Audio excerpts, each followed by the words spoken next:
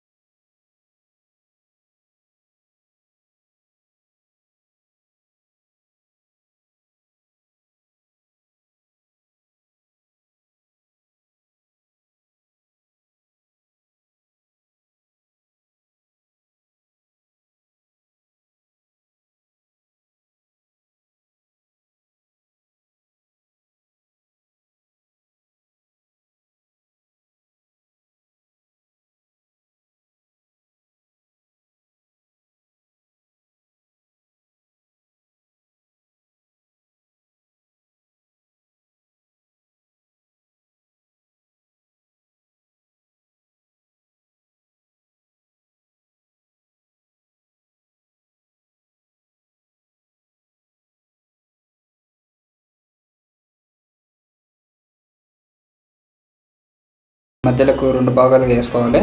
అడ్డం కోసుకున్న సరే, నిలువు కోసుకున్న సరే, ఇట్లా కోసుకుంటేమో కానీ మంచిగా కోసుకోవాలి. ఇట్లా ప్రతి గుడ్డుని 2 భాగాలుగా చిందరం బందరం కాకుండా మంచిగా చక్కగా కోసుకోవాలి. ఇట్లా కోసుకున్న గుడ్డు పచ్చడిని ఒక్కొక్క బజ్జీని తీసుకొని మనం కలిపెట్టుకున్న పిండిని ఆ కలిపెట్టుకున్న పిండిలో నిండా ముంచాలి. నిండా ముంచి పిండి మంచిగా పట్టేటట్టు నిండా పట్టాలి. పిండి నిండా పట్టినాక తీసి మెల్లగా నూనెలో వేయాలి. ఊటకేస్తే నూనె గిల్లిపోయి మీద పడుతుంది, కాలుతుంది. మళ్ళీ లేనిపోయిన పరిచాను నిదానంగా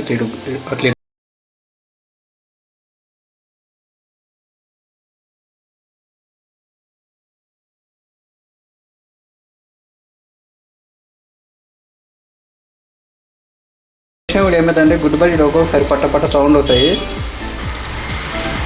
భయపడొద్దు, ఏం కాదు. కాకపోతే కొంచెం జాగ్రత్తగా కొంచెం దూరం ఉండాలి. నూనె ముఖం మీద పడి అందం మొత్తం ఖరాబ్ అవుతుంది. ఇవి ఒక 5 నిమిషాలు అట్లే కలుసుకోవాలి. 5 నిమిషాలు అట్లే ఉంటే ఒక పక్క కలుతాయి. తర్వాత ఇంకో పక్క మళ్ళీ వేసుకొని ఇంకో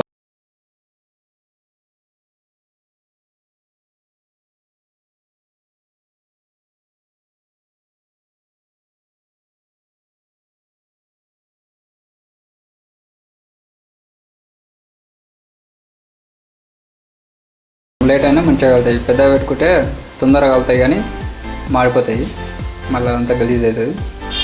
మిర్చీలు అయినా మనకు గుడ్డు బజ్జీలు తీసుకోవాలి ఒక ప్లేట్లకి.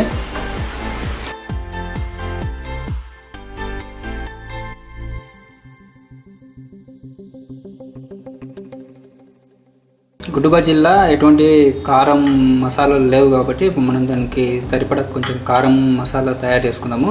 1 స్పూన్ మిరపపొడి, హాఫ్ టీ స్పూన్ ధనియాల పొడి, కొంచెం గరం మసాలా పౌడరు, టేస్ట్కి సరిపడినంత ఉప్పు వేసుకోవాలి. ఉప్పు వేసుకొని కలుపుకోవాలి. అది మనం తయారు చేసుకున్న మసాలా పౌడర్ని ఒక్కొక్క బజ్జీని 4 భాగాలుగా కోసుకోవాలి.